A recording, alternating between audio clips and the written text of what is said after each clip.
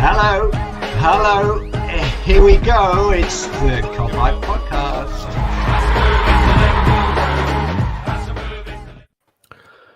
What's happening, everyone? Welcome back to the Clobber Podcast. Tried to get out of doing this one, but you can't just do the good games, unfortunately. You've got to do the shit ones as well. But yeah, I'm joined by Steve Carson and Farrell Keeling. How you doing, Farrell?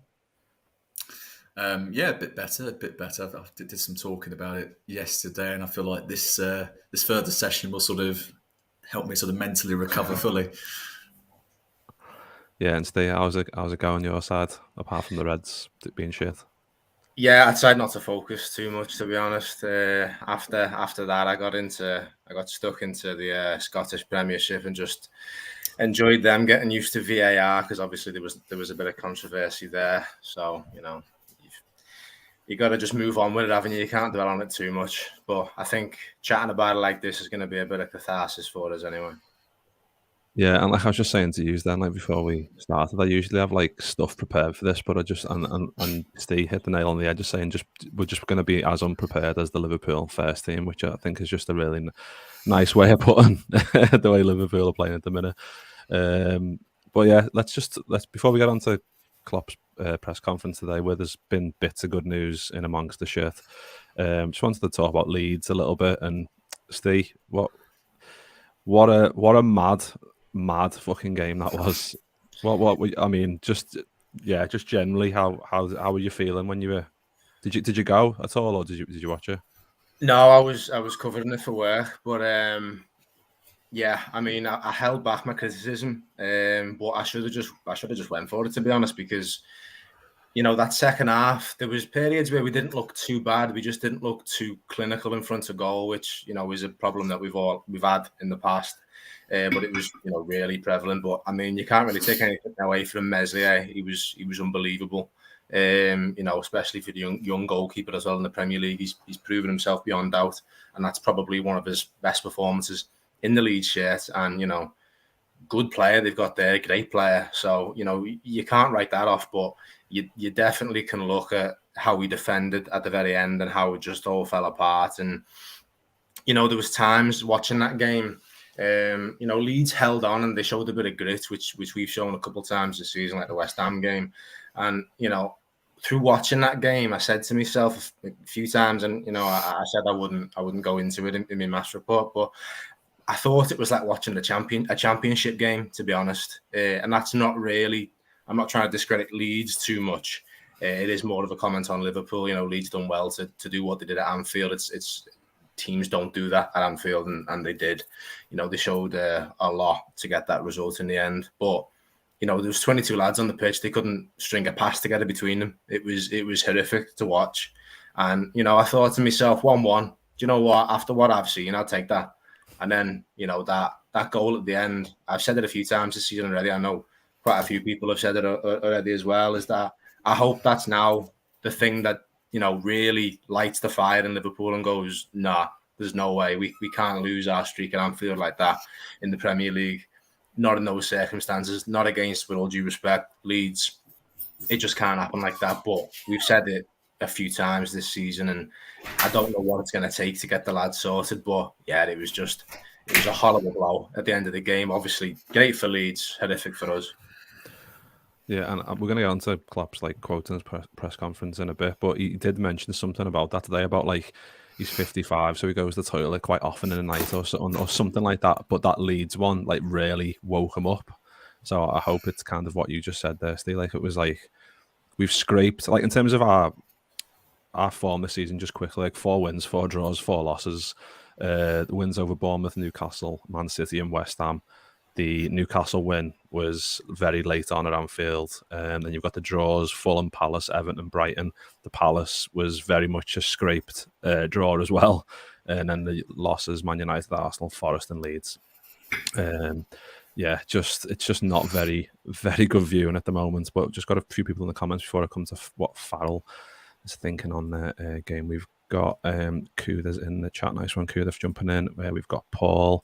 Dan says, all right, lads, Mick going for a pod refresh. Yeah, I just thought of just swerve all the others off just because they said no to jumping on. And just because Farrell's grown a very, very nice little tash, I thought I'd be a miss to not get him on. Ant says, "Afternoon lads, worrying thing is we look all over the shop, very much so." Yash says, "Evening lads." Yash, where are you? Because we're 3 p.m. here. I don't know where you are. Let us know. Ant says most of our shots were on target or straight at Melier, which I mean, he still has to save them, to be fair, but yeah, we could have been a lot better in terms of placement of those shots. Ant also says what summed us up most was giving the ball away again. Fabinho turned and thrown his arms to the cop, says everything. Farrell, it's crazy, isn't it? It's where we are at the minute, because I think it's been one of those where, like I just mentioned, the results there, and there's been a few where we've scraped by and we beat City and we beat West Ham. We're like, oh, here we go. This is the form. We can start to getting the ball rolling. Let's start getting some results on the board. And then it's just another false dawn. But I think the Leeds one for me was a real dagger to the heart, because I think even the away games, the Forest game, that hurt, because there was just, like Steve said, there was the connection was just all over the place. It was just an absolute a joke, to be honest, in terms of what we're trying to achieve on a football field. But the Leeds one was like at home. Like in terms of how I was trying to phrase it in my mind, was like, we're playing shit, but we're at home. We're against near the bottom of the table in Leeds. Saturday night, everyone's going to be up for it. The players must be as well, but it just didn't turn out that way, did it? Unfortunately. No. I mean, absolutely, a bazooka to the heart, really, isn't it? If you look at sort of consecutive league fixtures and the fact that we've come off the back of, in purely the league terms, a 1-0 loss to Nottingham Forest, the bottom place side in the English top flight, then followed up with another loss at home to Leeds United, another side that are relegation battlers as things currently stand in the table, and then coupled with the magnitude of the record that's ended with Virgil van Dijk, it's I don't know. You really hope this is a turning point for Liverpool, but the problem is, so far this season, we've had about 3 or 4 so-called turning points. Realistically, the Liverpool of old would have beaten Manchester City and we've gone, that's it. They'll go on a run of games now. Top 4 isn't a problem. Second half of the season, we'll be contesting the title, but it just doesn't seem to be, going that way. And the problem, I find it difficult to place the criticism with this Liverpool side, because they've obviously built up enough credit in the bank for us to trust that Klopp and the squad as a whole will turn this around come the second half of the season. We have to also look at sort of the impact that the World Cup's going to have. But it's so... I think I was in a similar position to Steve when I was sort of looking at reacting to it. I think it was probably a bit softer than I should have been. But it's hard to be too harsh, because we are looking at a Liverpool side that has just come off of the back of fighting for a quadruple. And obviously that drop-off is so stark because of that season. So it's difficult to be harsh, but we can't not criticise this side, because there's so many key performers that simply aren't raising their standards. We saw the standard. We know they're capable of doing it, because we beat Manchester City and every man on the pitch was practically flawless. And then you come, to the latest game, and you've got Fabinho sort of remonstrating with the cop. Klopp's having a go at Fabinho on the pitch. I'm really focusing on Fabinho there, but again, mainly I think because probably of all our key men, he's the one who's had the biggest drop-off. So I think I almost think we're beyond the point where Klopp can inspire a drastic change, A, without much of his squad returning, and B, without having a look at the market in January. Yeah, and Steve, we might as well, Farrell's just mentioned Fabinho, and I just find it absolutely fucking mental, to be honest, at how much he's, from what he was to what he is now. It's just like, and there's been a few times this season, like Farrell mentioned one there, there's been another one this season, I forget what game it was, they all blurred into one. The one where him and Klopp are having a bit of a to-do, and it's like, Klopp's wanting to do something different, he's not doing it. Like, he seems to be all over the place, and that leads into like midfield stuff, and obviously the people are questioning FSG. I mean, people have been questioning FSG for forever, really. That if that's the prerogative, they want to do that. But I think at this moment in time, most of the people that were maybe thinking, like, maybe not being overly critical, but still being like, oh yeah, you did this wrong, you like, they've done a lot of things wrong, but they've also gave us what we need to win over the past couple of years. But I just think maybe people are now thinking we've missed the key opportunities to strengthen after certain seasons. And what are your thoughts on on that in terms of like obviously midfield needs like an overhaul, doesn't it? I think we could have done it like. I think the point is we've not done it incrementally in terms of like over the course of seasons. Go right. This year we'll get one. The next year we'll get another one, and kind of then give them a year or two to get blooded in, or bring someone in who can go in straight away. It's kind of we've been not doing that, and now we're at the point where we need, I think, a massive overhaul, don't we? Yeah, I mean, there's numerous changes that the squad needs to have. Most of them are in midfield, as you mentioned there. I think one key thing, I know a few years ago, Liverpool fans bemoaned that we never replaced Javier Mascherano, and I think one thing that we're seeing right now is that we've not replaced Gini Wijnaldum. Like, you can look at Thiago, and you've got quality midfielder, quality footballer, one of the best midfielders in the era. But he hasn't got the availability of Gini Wijnaldum. Gini Wijnaldum, I love him, unbelievable midfielder, but availability was his best feature, really. He'd always put in a solid performance, and he'd have the odd, world-class game like the game against Barcelona.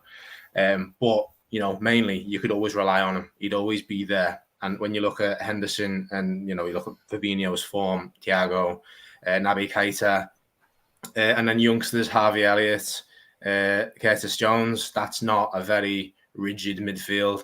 They were obviously all there when Wijnaldum was there too, but he was the constant. Obviously, people looked at Jordan Henderson as the captain. Obviously, Fabinho has been an absolute rock in midfield for us. But if you watch the games, maybe not so much Fabinho so far this season. Something's gone awry with him. But if you look at Thiago's all over the pitch. That's not really the role that you'd expect Thiago to be. He's almost, and not in a criticising way, but he's almost a luxury midfielder, Thiago. You'd have him, and you'd have other people in midfield like Fabinho being the bulldog, and then you'd have someone like Henderson or Wijnaldum that recycle the ball, and Thiago is the luxury player. But obviously, he's having to dig a bit deeper and do a little bit more than what he's probably been brought in to do, what he's expected to do, what he did at Bayern Munich.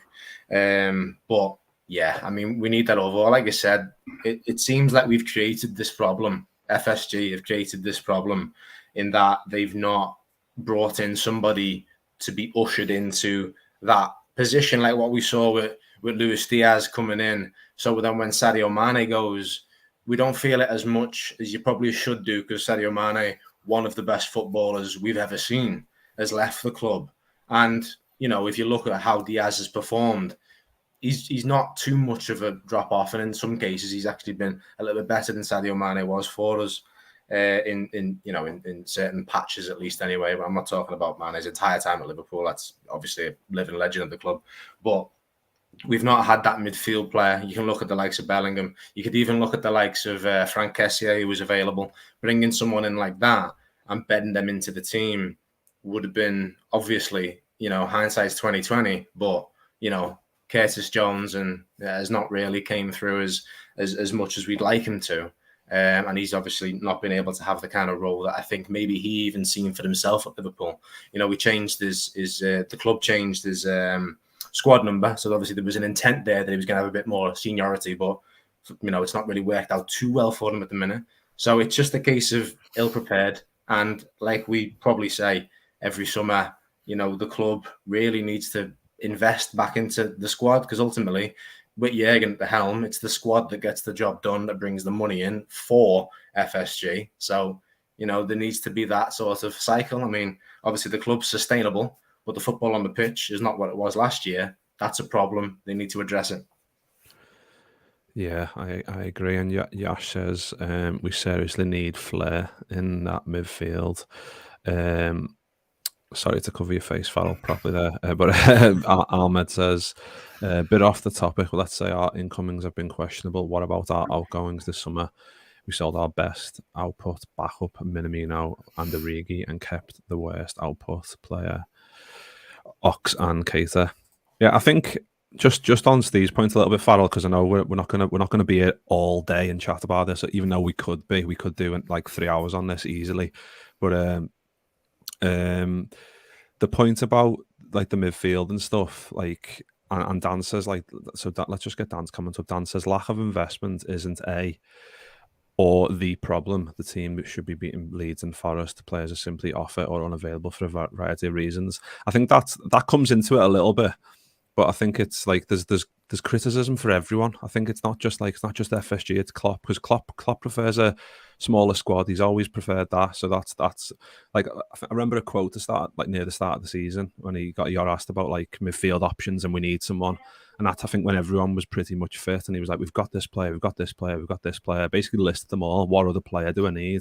And when you have it on paper, it looks fine because there's a load of variety there. But it's the question marks over those that are in that list, that injury prone. Like Steve says, Curtis Jones. I was looking forward to seeing what he was going to do. He's been out with like mad injuries to like an eye injury and then stress fracture of the leg and just like random ones that you get as you're growing. But a lot of question marks over the midfield, and I think just we got luckier last year because everyone was on it in terms of form and stuff, but we didn't get that many injuries as well, so we could rotate those players and those midfielders, so that then in turn they didn't get more injuries. We just haven't had that luxury this season. But what are your thoughts on it all and the midfield conundrum, I suppose? I mean, I think it's important to preface the discussion and saying that, you know, the midfield is a major problem this season, but there are so many sort of individual difficulties around, you know, the side. Even like, you know, some of Klopp's sort of tactical decisions haven't been spot on, but there are plenty of errors that have been made that have contributed to the current situation we're in. The midfield is probably the biggest of them, and the root of our sort of current sort of performance, our problematic performances on the pitch.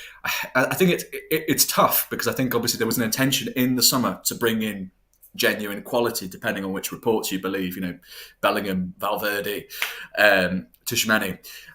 So it wasn't for a lack of trying, and I think you can almost sympathise with the recruitment team and with the team in sort of general, because I mean, firstly, I don't think anyone could have possibly predicted that the drop-off would be this intense off the back of our last season if we didn't sign a midfielder. And you can certainly sympathise with Klopp going, right, you know, this is how Klopp works generally. We know he likes a certain pool of players of specific quality that he wants to bring in the side. He's not going to just bring in a body. He'll go, I want these set of players or no one else. And, you know, it's worked up to this point. I think the problem is when it becomes, I suppose, apparent that we're not going to get these players, and we know that we're in a situation where we're going to lose 3 midfielders, I think it might be 4 midfielders actually, next summer in terms of the contracts that are expiring. There has to be a calibre of player that we go, right, we know Bellingham, we're not going to get him this summer. We know Valverde, we know Madrid aren't going to part with Valverde this year. Tchouaméni has gone to Madrid. We have to go, there's a calibre of player just under that that's very good, but perhaps not, you know, that generational talent that we know is going to be a leading midfielder in world football for the next 10 years or so. But we go, that's a good midfielder. You look at Gini Wijnaldum, as Steve rightly mentioned, you know, absolutely fantastic player for Liverpool and Jurgen Klopp. You know, is he going to compare to a Jude Bellingham or Federico Valverde by the same point once their careers have developed? Probably not. But we know he was a valuable player, and it's that kind of calibre of player that you need to go, right, we're not getting these this summer.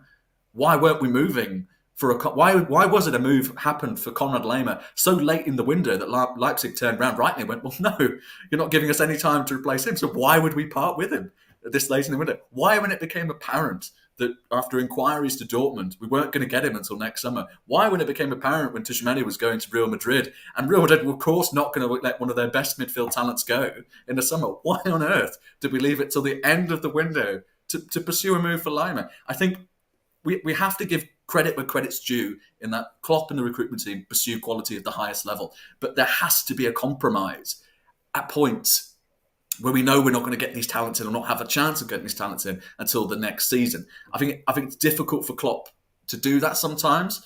And again, I really want to emphasise, nobody could have seen this season unfolding the way it has. So it's very easier for us to come on now and say Liverpool should have signed a midfielder. This is a massive failing and it's all their fault. If you know, at best, I think we'd have still been in the top 4. I think nobody would have predicted Liverpool to have fallen outside of the top 4. And then we'd be talking about, okay, you know, we're not in a title race, but we're in the top 4. The money's secured. Our future in the competition secured. we'll just go for Bellingham this summer and then hopefully that will fix everything. But now we're in this position, and it's very easy to criticise, but we should rightly criticise it because this is the situation we're in as a result of an inactivity in the middle of the park. Sorry about that. That was a really... No. I was just going to bolt on as well, just in response to Farrell and a couple of comments that you got.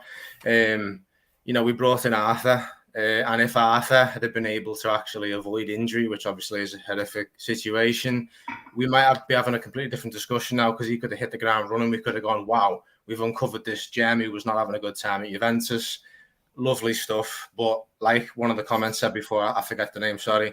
But, it's the availability, it's the injuries that's really cost us. Because if Curtis Jones would have hit the ground running, which it's there, he's got it. He hasn't for some reason, been a success completely just yet. And the same for Arthur, and God knows what's happening to Fabinho, but there's a lot of ifs. But, if Jones hits the ground running, if Elliott doesn't have a long-term injury, if Arthur comes in and hits the ground running as well and doesn't get injured in the manner that he did, and, we could be sitting there, very different discussion.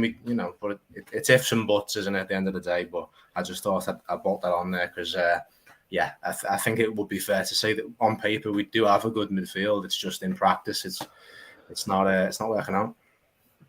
Yeah, and I think it's one of those that, because on paper it looks sound, but then if you know about the club in depth, you're going, well, like 6 of them are injury prone. So if they start getting injuries, you can go, well, we told you they'd get injured.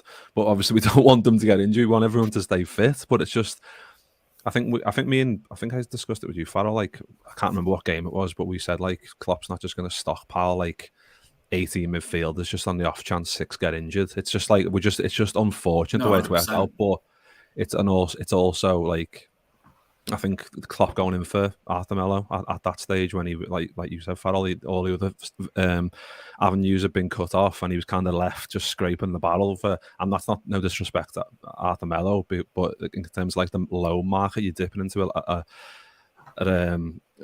like a category below, like people to buy, because I don't think players of the best in the world are going to be available on loan most of the time. So it was just one of those. But just a few comments before we get into a few of the other stuff. Yuki says, "Morning, all listening here while working." Nice one, Yuki. Yuki's in California. She's very lucky. What else have we got? Dan says, definitely been mistakes made with the recruitment. That is on staff, scouts, analysts, coaches, negotiators, etc. Agree on what's been said about Thiago. What else have we got? I'm just quickly on this. Stay, and sorry, I keep covering your face, Farrell. Can I get Guy's genuine opinion on Núñez? Don't want to criticise him or write him off, but for me, he's a mix of Benteke and Werner. Big pace, he gets in good positions, but wasteful and poor link play. Yeah, I think he could have scored 2 against Leeds. I think I went to the game, the first one where the ball over the top by Trent perfectly into his path. I think we've seen it in the past with Origi's like lobbed the keeper, or I just think I mean, technically wise, I don't think he's the best. I think we can all agree on that. But in terms of pace, power, getting into the right positions, I think he's got he ticks loads of the boxes. But I think maybe the technique in the right areas in terms of the final. I mean, he's got a good shot, but I think sometimes it can be a bit, I don't know, a bit haphazard, can't he? And I think that's he should have at least scored 1, I thought. But what are your thoughts on him, Steve, so far? Yeah, I think comparing them as a combination of Werner and Benteke is actually quite good. if you're taking both of those players when they're playing well, I think that's quite a good description of them. But I'm not too worried. I mean, it'd be great for us if he hit the ground running and started smashing them in like Haaland, but Haaland's a freak of nature. Darwin Núñez, he's started very well. People have made the comparison before with Gabriel Jesus, and people are saying that he's having a fantastic season and Núñez is having an awful season, and that's just reflective of Liverpool. It's only important if the player is not scoring when it's a problem, if you know what I mean. The fact that we're losing games, it's not entirely Núñez's fault, but people look for someone to blame and go, oh, well, he's done this and he's done that, and yeah, he should be converting these chances, but we should also not be conceding. Other players should be contributing. So not to say that people are treating him as a scapegoat, and not to say that the commenter is treating him as a scapegoat either. But I'm not too worried about Núñez long term. You know, like you said, Mick, he gets into the right places. You know, he's got that brain. He knows where to be. You know, he can hit a shot with venom. You know, he that shot, I think it was against Arsenal where he smashed the post.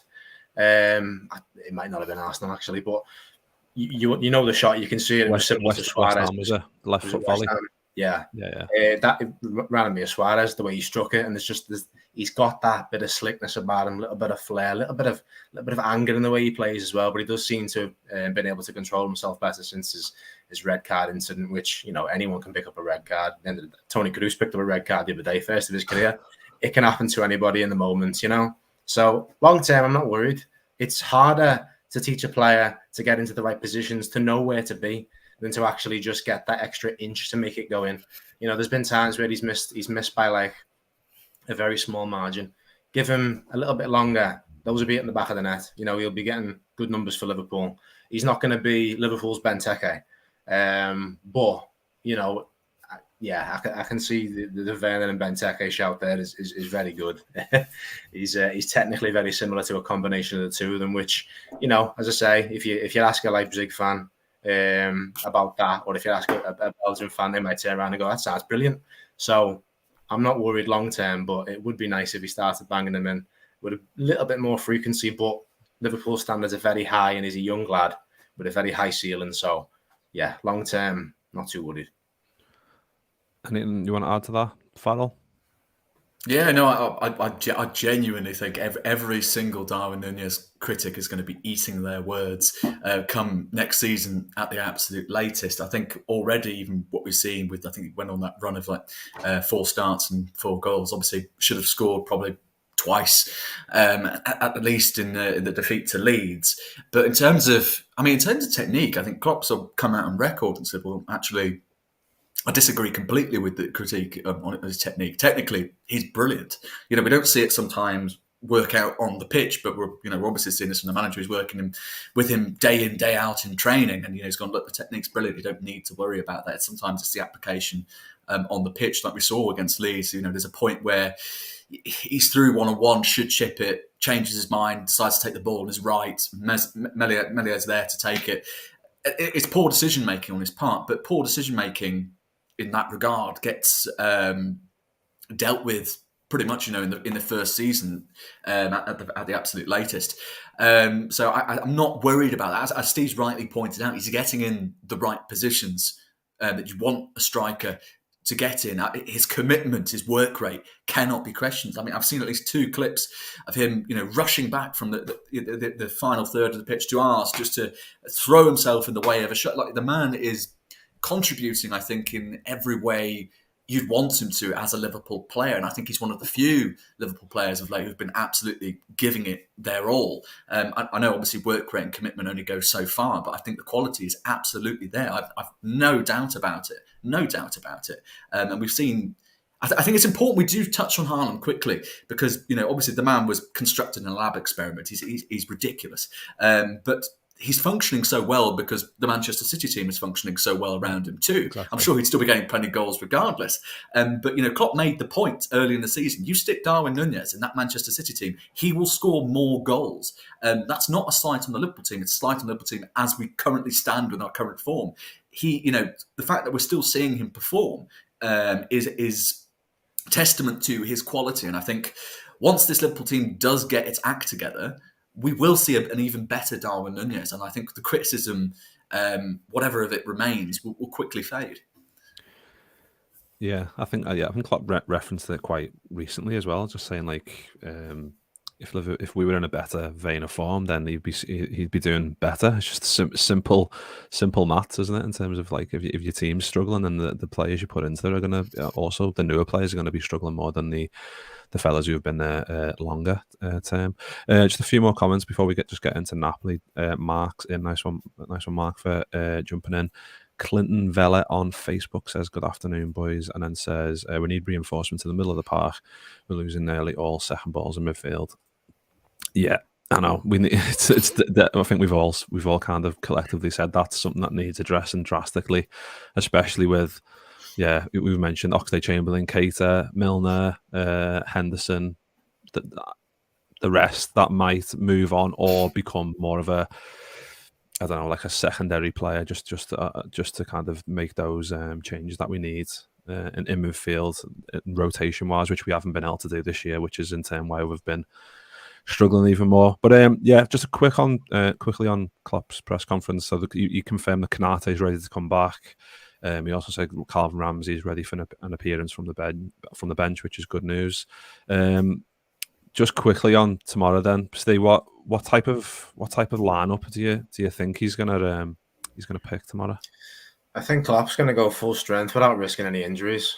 I think a big thing for us right now is confidence. And Napoli are playing some of the best football in Europe at the minute.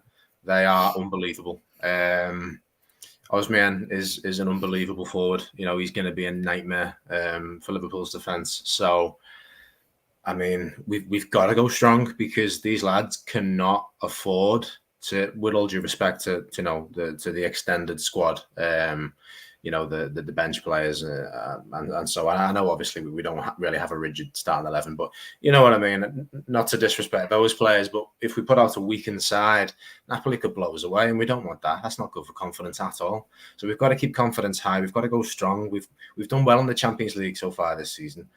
Keep that going, because if we keep going, knowing that we can smash Europe, basically, and I say that as we're about to play Napoli, but if we keep performing well in Europe, that hopefully at some point will carry over to the Premier League, where we're struggling against, as one of the commenters pointed out, struggling against Leeds and Forest, and that's just not right for Liverpool in this year. So yeah, we've got to go strong, and I think Jurgen's also going to go that way. I don't think Jurgen ever sees many games as I'll just get this one out of the way, even though we could just go out and just park the bus, get 0-0, fingers crossed, and just go, there we are, we're through, don't worry about it. I think he's going to want to go, he's going to want to win, he's going to want to make the lads feel better, and if we get a win against Napoli, that's great for the confidence. Go again at the end of the day, put whatever's happened behind you, keep going, building that momentum. I think that's the way you've got to go with it. Yeah, definitely. Answers genuinely feeling the worst this week, the way we are so open. Christian says, the lads haven't been listening from the start, but what are your thoughts on supporters who actually say Klopp out? What are your thoughts on that, Farrell? Quickly, as quick as you can. Do you have a definition? You're insane. I mean, look, Klopp. I've said it earlier, but Klopp has to shoulder some of the blame. But if you're calling for Klopp's head, especially after the last season we've had, you're absolutely insane. Klopp and this squad have earned the credit in the bank, to have the time to turn this around. So. Yeah, exactly. Well, yeah, it's just, I mean, just don't ever, this is to anyone watching and listening, don't ever go on a Twitter space after Liverpool lose, because I heard some shite, let me tell you. Some fella was going, oh yeah, just get Vincent Kompany in, like he'll sort them out. It's like, what fucking planet are you living on, mate? Like they're not Liverpool fans to me. They're just not. And Farrell, yeah, I've just got a screenshot. This is the only homework I've done. I've just clipped this just for today because it looks quite nice, and we've got a few points on the board in a second. But yeah, just on to what Steve said. Would you go as strong as possible? Because if we win 4-0, we finish top, Yeah, I mean, it's possible. I know everyone's laughing about it, given the form Napoli in, and I think that they're right to, in part. But I mean, it's possible. We've seen crazier things happen. I think, I've seen on Twitter again, like people going, "Oh, let's just play a crap team and then rest the lads for Tottenham." But it's like Steve said, if you go over there, play a crap team, get battered by Napoli, are you going to have it in your guts to go and give it your best go against Tottenham, who can be a bit inconsistent, but they're still they're a top four side as things currently stand, which is more than we can currently say in the league. So I think any confidence boost would be greatly appreciated. And as we've seen with City, even a side as wildly inconsistent as we are can get a result against the big boys. Yeah, I mean, I am looking forward to see what happens tomorrow, but also really dreading it as well because, like we said, Napoli are just blown everyone away. They just, I mean, especially us in the away game, we just got absolutely tore apart. But Anse's company though, yeah, just yeah, absolutely crazy. Yeah, and then Dan just reminded me score prediction. Dan thinks 3-0. Actually, so does 3-0 do it? Actually, is that a point? That might be a good point actually. But is it 3-0? So if we win, Seven. yeah, I think it's still 4, isn't it? Is their goal difference? Was it 16 or 15? 7 16. isn't it? Yeah, their goal difference is 16, so they'll be 13, won't they? And we'll be 12. Yeah, it's only 4. Is there some sneaky rule that I don't know about that makes it might be the goals for and goals against. I have no idea. No, that wouldn't make sense. They've scored about 400, haven't they? So yeah, no, it wouldn't make sense anyway if the goal difference is superior. No, yeah, it's goal. I think it's goal difference first, isn't it? And if the goal difference is tied, then it's goals for. And I think, if I remember correctly, the rules change all the time. Dan, if you know the answer, just let us know quick because we're gonna just go around and do. Have I done score predictions? I think I'm going to say I haven't done score predictions yet, have I? Steve, what are you thinking? Score predictions. I think to be fair, I think 3-0 is about as likely as 4-0. So I don't think that really matters too much to us. Yeah, I mean, I never go into a game not thinking Liverpool are gonna get a result. It's toxic positivity probably, but I go into it thinking, right, we're gonna win this. Don't care who it is, whatever. 90 minutes, Liverpool at Anfield. Let's go, whatever. It's going to be big on the crowd. The crowd needs to get behind the team. The crowd usually delivers, especially in the Champions League. I think it's going to be big, hostile atmosphere. So, very excited for it. Scoreline? It's going to be hard to say a shutout for us because, as I say, Napoli are just scoring for fun. I'm going to be a little bit reserved and say 2-1 win to Liverpool. I'd take that. Farrell, thoughts on that? Yeah, no, I think I can't see us shutting Napoli out either. But I think there'll be some more goals in the game, so I'm going to go through 3-2 to Liverpool. Yeah, just want to clarify. I have to confirm that just because Liverpool are just mad at the minute. Boss. Yeah, I'll take a win. I'll take a win. Actually, so Dan just came back and saying head to head. So is that? I mean, Dan's usually spot on with his info, so that I trust Dan. I trust Dan with my life, so it must be true. Yeah, we'll see. I'll have to Google it. I'll have to Google it and have a little look after. If we win 3-0, I won't be thinking about this anyway. I'll just be made up. We won 3-0. To be fair, exactly. Just loving life at Liverpool of winning. Yeah. Tomo says, "Does it really matter to finish top? Not really easy games in the knockout stages." I mean, it'd be nice if we could in an ideal world, but I suppose at the moment it's just a bit. If whoever Liverpool play, it's just going to be crazy either way, isn't it? But yeah, we'll leave it there, boys. Sorry we took a bit longer. We said we'd do half an hour now and 38 minutes, so apologies. But if you are watching live and you haven't hit the like or the subscribe button yet, then please do. I can see there's a few people still watching on Facebook as well. So if you want to jump over to YouTube and hit the subscribe button, then even better. But yeah, nice one, Steve and Farrell. Nice one for jumping back on. It feels like it's been ages since I've had. I think Farrell's been on the most recent, but to have you as a pair, it feels like like a special moment to get you both back on. So nice one, appreciate it. Thank you, pleasure. Have exciting. But yeah, if you're watching now, then yeah, like I said, like and subscribe. If you're watching whenever before the game tomorrow, and you just want to cheer yourself up, and we probably haven't done that, to be honest, because we're just saying Liverpool aren't that good at the minute. Sorry about that. And yeah, if you're listening on Spotify or Apple or whatever else, then yeah, do leave us a review or a rating on there because it all helps with the getting up the Apple charts and the Spotify charts and stuff like that. So nice one. But yeah, nice one, Steve. Nice one, Farrell. Nice one to the comments. Sorry if I missed any of them. There's been so many to get to, but I really appreciate it anyway. And yeah, up the Reds. We'll see you next time.